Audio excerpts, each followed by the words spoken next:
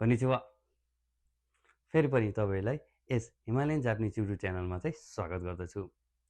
मेरो भिडियो भर्खर first time हेर्दै हुनुहुन्छ भने यस युट्युब च्यानलको बारेमा भन्नु पर्यो भने चाहिँ मैले चाहिँ यस युट्युब च्यानलमा चाहिँ अगाडिको भिडियोहरूमा चाहिँ यही तोराको उन्सियोग्यो ट्रक ड्राइभिङ इन्डस्ट्रीको बारेमा चाहिँ मैले रिलेटेड भिडियोहरू चाहिँ बनाएर राखिदिएको छु। जुन चाहिँ तपाईँहरूलाई चाहिँ जापानमा चाहिँ ट्रक ड्राइभिङको बारेमा बुझ्न चाहनुहुन्छ, ट्रक एसएसडब्ल्यू ट्रक ड्राइभिङमा काम गर्न आउन चाहनुहुन्छ भने चाहिँ यो अगाडिका भिडियोहरू चाहिँ कोर्सहरू छ, त्यसमा चाहिँ पढाएर राखिदिएको छु। त्यो कोर्सहरूले चाहिँ तपाईँलाई निकै नै मद्दत गर्नेछ। र प्लस तपाईँले चाहिँ यस भिडियोको चाहिँ डिस्क्रिप्सनमा चाहिँ मोक टेस्टहरूको पनि के छ लिङ्कहरू राखिदिएको हुनाले के छ तपाईँले त्यस लिङ्कबाट चाहिँ सिधै नै तपाईँले मोक टेस्टहरू चाहिँ दिन सक्नुहुनेछ। र थप यो भिडियोले मात्र नपुगेर अझै थप तपाईँले के छ इन्फर्मेसनहरू लिन चाहनुहुन्छ भने मैले वाट्सएप नम्बर छोडिदिएको छु यहाँ। हो यो वाट्सएप नम्बरमा चाहिँ के छ तपाईँले चाहिँ यदि कल गर्नुभयो, मेसेज गर्नुभयो भने चाहिँ म त्यसको चाहिँ तपाईँलाई त्यसबारेमा चाहिँ इन्फर्मेसनहरू चाहिँ प्रोभाइड गर्ने नै छु।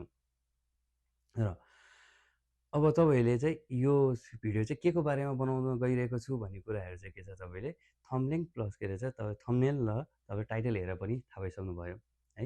यस भिडियोमा चाहिँ मैले चाहिँ आज चाहिँ जापानिज ड्राइभिङ लाइसेन्सको बारेमा चाहिँ बनाउन गइरहेको छु। यस अगाडिको चाहिँ अबाउट इक्जाम भन्ने चाहिँ भिडियोमा चाहिँ मैले चाहिँ तपाईँहरूलाई वाट्सएपमा चाहिँ धेरै रिक्वेस्टहरू आएको छ, जस्तै ड्राइभिङ लाइसेन्सहरूको बारेमा भनिदिनुहोस् न सेन्से, रिटर्न इक्जामहरूको बारेमा भनिदिनुहोस् सेन्से, अनि तपाईँलाई अरू यो ड्राइभिङ बाट मात्र नभइकन अरू एसएसडब्ल्यूको कोर्सहरू, अरू एसएसडब्ल्यू कोर्सहरू पनि पढाइदिनु सेन्से भनेर भन्नुभएको छ। त्यो कुराहरू सबै नै एक्सेप्ट है, म सबै नै बिस्तारै बिस्तारै गर्नेछु। एकैचोटि छिटो गर्ने छ भने किनभने मेरो पनि आफ्नो अलिकति टाइमहरू बिजी सेड्युलहरू हुन्छ। त्यो चाहिँ बिस्तारै बिस्तारै तपाईँहरूको रिक्वेस्टहरू चाहिँ सबै नै म चाहिँ के छ पुरा गर्नेछु। यो मात्रै ड्राइभिङको बारेमा मात्र नभइकन अरू थप ड्राइभिङहरूको अरू थप कोर्सेसहरूको एसएसडब्ल्यू कोर्सेसहरूको बारेमा पनि पढाउने नै छु है। अब चाहिँ आज चाहिँ तपाईँको त्यो जुन मैले त्यो भिडियोमा चाहिँ अगाडिको भिडियोमा चाहिँ जुन मैले जसको बढी जुन कुरामा रिक्वेस्ट आउँछ म त्यसकै भिडियोहरू लगातार बनाउँदै जान्छै भनेको थिएँ। र त्यही अनुसार चाहिँ के छ यस वाट्सएपमा चाहिँ अलिकति बढी चाहिँ जापानको ड्राइभिङ लाइसेन्सको बारेमा भनिदिनुहोस् न सेन्से भनेर चाहिँ भन्नुभएको कारणले चाहिँ के छ मैले चाहिँ यस ड्राइभिङ लाइसेन्सको बारेमा चाहिँ भन्न गइरहेको छु। तपाईँको रिक्वेस्टलाई चाहिँ के छ सबभन्दा बढी जुन रिक्वेस्ट आएको जुन यो ड्राइभिङ लाइसेन्सको बारेमा आएको छ त्यो नै के छ पढ्ने निर्णय गरेको छौँ। अब जाउँ मेन विषयवस्तुतिर है। जाउँ driving licence. Japanese driving licence लिनलाई चाहिँ के छ तपाईँहरूले चाहिँ अब दुई तरिकाबाट चाहिँ के छ ड्राइभिङ लाइसेन्स लिन सक्नुहुन्छ। एउटा चाहिँ के छ गाइमेन किरिखाई भन्छ है, एउटा प्रोसेस चाहिँ के रहेछ गाइमेन किरिखाई भनेको फरेन लाइसेन्स चाहिँ जापानिज लाइसेन्समा चाहिँ चेन्ज गरेर लिन सक्नुहुनेछ भने अर्को चाहिँ के छ जेरो लेभलबाट चाहिँ स्टार्ट गरेर चाहिँ जस्तै गाडीहरू सिकेर अथवा तपाईँ लाइसेन्स छैन फेरि सिकेर बिस्तारै सिकेर लाइसेन्स नभएकाहरूले चाहिँ जेरोबाट सिकेर लाइसेन्स लिने हो। यी दुईवटा चाहिँ मेथड छ। यी दुइटै मेथड चाहिँ भन्ने नै छु, तर के छ एउटै भिडियोमा बनाउँदा अलिक धेरै नै लामो हुने भएकाले के छ मैले त्यसलाई चाहिँ डिभाइड गरेर छुट्याएर चाहिँ के छ भन्ने निर्णय गरेको छु। र यस भिडियोमा चाहिँ के छ आज चाहिँ गाइमेन किरिखाईको बारेमा भन्ने छु भने नेक्स्ट भिडियोमा चाहिँ मैले चाहिँ जेरो लेभलबाट चाहिँ यही कसरी चाहिँ लाइसेन्स लिन सकिन्छ भन्ने कुराहरू चाहिँ स्टेप बाई स्टेप बताउने छु। ल यस भिडियोमा चाहिँ म गाइमेन किरिखाईबाट चाहिँ कसरी गाइमेन किरिखाई कसरी गर्न सकिन्छ भन्ने कुराहरू चाहिँ म सबै यसको रिक्वायरमेन्टहरू स्टेप बाई स्टेपका कुराहरू सबै नै बताउने छु। जाउँ गाइमेन किरिखाई। यो गाइमेन किरिखाई के हो भन्ने कुराहरू आउँदा चाहिँ गाइमेन किरिखाई भनेको चाहिँ विदेशी लाइसेन्सहरूलाई चाहिँ के छ जापानिज लाइसेन्समा चाहिँ कन्भर्ट गर्ने कुरालाई चाहिँ के छ गाइमेन किरिखाई भन्दो रहेछ। हो तपाईँहरू Nepali driving licence truck driving लाइसेन्सहरू चाहिँ दिइसक्नुभयो त भनेको चाहिँ के हुन्छ इक्जामहरू दिएर पास गर्नुभएछ कति, त्यो भनेको तपाईँले ड्राइभिङ लाइसेन्स नभइकन के छ तपाईँले इक्जामै दिन सक्नु हुँदैन थियो। ड्राइभिङ लाइसेन्स लिनुभएको छ, अब चेन्ज कसरी गर्ने होला के छ भन्ने कुराहरू चाहिँ म तपाईँलाई फुलदिल भइरहेको हुन्छ, त्यो कुराहरू चाहिँ सबै स्टेप बाई क्लियर गरिदिन्छु है त। ड्राइभिङ लाइसेन्स छ तपाईँहरूसँग, यहाँ सजिलै रूपमा चाहिँ तपाईँले के छ ड्राइभिङ किरिखाई गर्न सक्नुहुन्छ। यहाँ चाहिँ गाइमेन किरिखाई गर्न सक्नुहुन्छ, जापानिज लाइसेन्समा चाहिँ चेन्ज गर्न सक्नुहुन्छ। त्यसको लागि चाहिँ के छ पहिला चाहिँ रिक्वायरमेन्टहरू छ। हो त्यो रिक्वायरमेन्टहरू के छ हेरौँ है त। पहिलो नम्बरमा चाहिँ तपाईँसँग के भन्छ स्मार्ट कार्ड नै हुनुपर्छ है। हाम्रो नेपालमा त पेपरहरू भएर हुँदैन, स्मार्ट भ्यालिड हुनु पऱ्यो, valid smart card driving licence valid driving smart card चाहिँ हुनै पऱ्यो।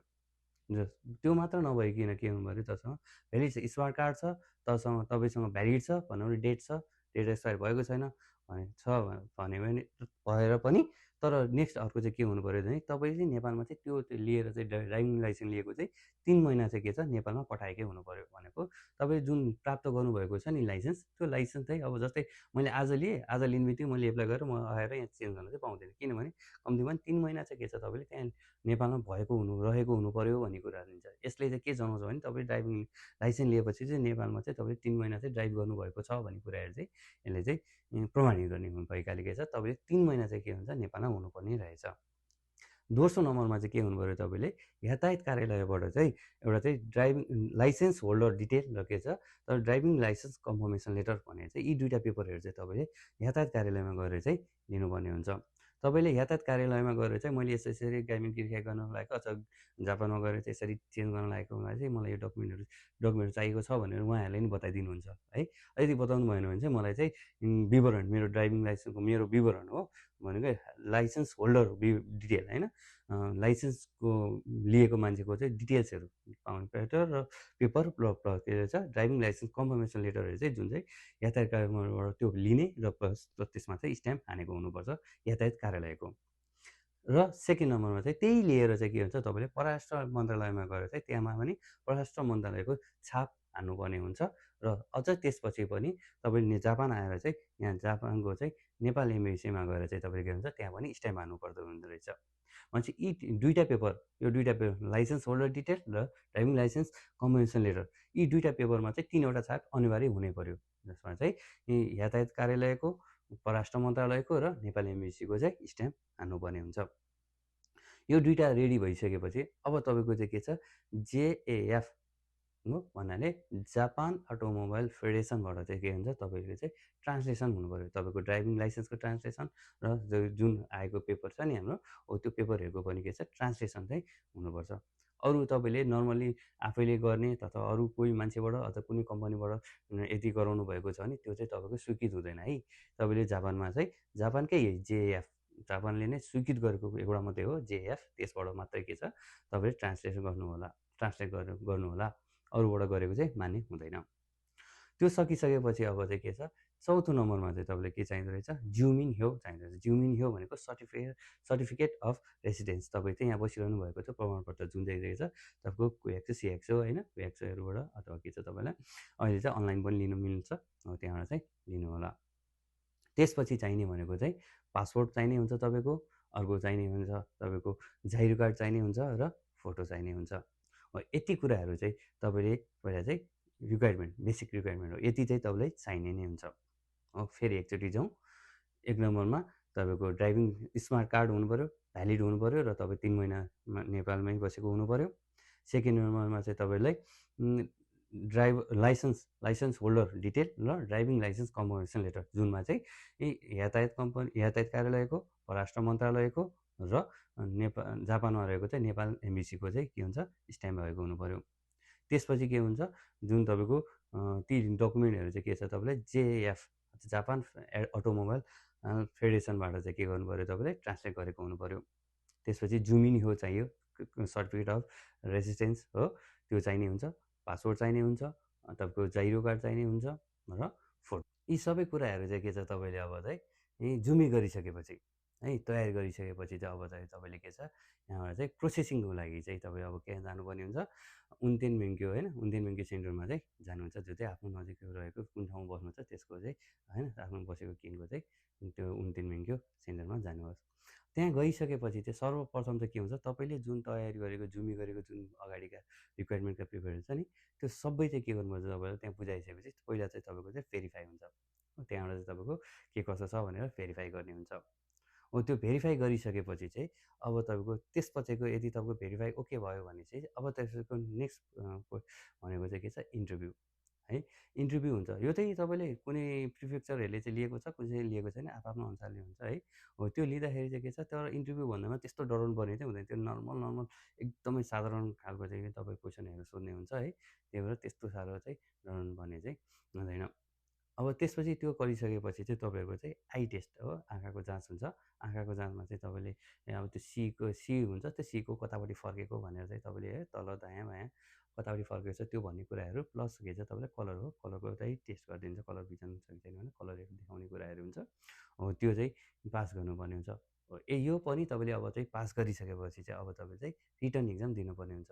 यो रिटर्न इक्जाम चाहिँ अहिले हाम्रो नेपालको केसमा चाहिँ दिनुपर्ने हुन्छ भने चाहिँ अरू कुनै छ जस्तै युकेहरू, क्यानाडाहरू, अस्ट्रेलियाहरूको केसहरूमा चाहिँ यिनीहरूमा चाहिँ सिधै तपाईँले क्रियाको लागि तपाईँलाई त्यो अरू पास गरेपछि सिधै तपाईँलाई के छ तपाईँलाई लाइसेन्स प्राप्त हुन्छ। अलिकति नेपालको केसमा चाहिँ त्यो चाहिँ छैन है।